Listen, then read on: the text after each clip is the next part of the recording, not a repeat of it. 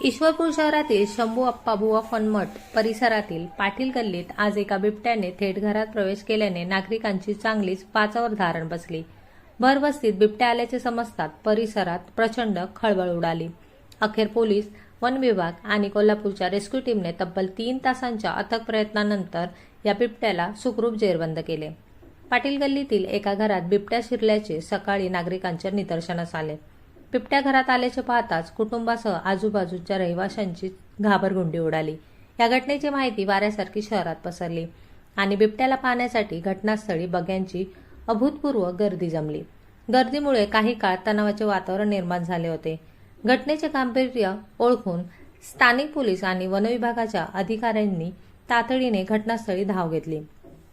परिस्थिती हाताळण्यासाठी आणि बिबट्याला सुरक्षितपणे पकडण्यासाठी कोल्हापूर वन विभागातून 2 विशेष वाहनांना पाचारण करण्यात आले। बिबट्याला पाहण्यासाठी जमलेल्या तोबा गर्दीमुळे वन विभाग आणि पोलीस प्रशासनाची चांगलीच धमछाक झाली। नागरिकांना सुरक्षित अंतरावर ठेवणे आणि रेस्क्यू ऑपरेशन शांततेत पार पाडणे हे प्रशासनासमोर मोठे आव्हान होते। पोलिसांनी सौम्य बळाचा वापर करत गर्दीवर नियंत्रण मिळवले आणि रेस्क्यू टीमला कामासाठी जागा करून दिली। वन विभागाच्या वरिष्ठ अधिकाऱ्यांच्या मार्गदर्शनाखाली रेस्क्यू टीमने अत्यंत कौशल्याने आणि जीवाची बाजी लावून ऑपरेशन सुरू केले। अखेर तब्बल 3 तासांच्या थरारक प्रयत्नांनंतर बिबट्याला यशस्वीरित्या जेरबंद करण्यात आले। बिबट्या पिंजऱ्यात अडकताच सर्वांनी सुटकेचा श्वास सोडला। पकडण्यात आलेला बिबट्या हा 2 वर्षाची मादी असून पूर्णपणे सुरक्षित आहे।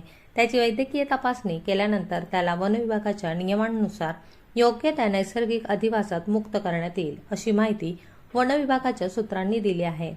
हे जीवघेणे ऑपरेशन वनसंरक्षण सागर गवते, सहाय्यक वनरक्षक नवनाथ कांबळे आणि वनक्षेत्रपाल रमेश कांबळे यांच्या मार्गदर्शनाखाली पार पडले। यामध्ये वनपाल D.B. बर्गे, वनरक्षक भिवा कोळेकर, हनुमंत पाटील, रजनीकांत दरेकर, वनरक्षक शिंदे आणि रेस्क्यू टीमच्या सदस्यांनी मोलाची कामगिरी बजावली। त्यांच्या या धाडसी कामगिरीबद्दल ईश्वरपूर वासियांकडून कौतुक होत आहे।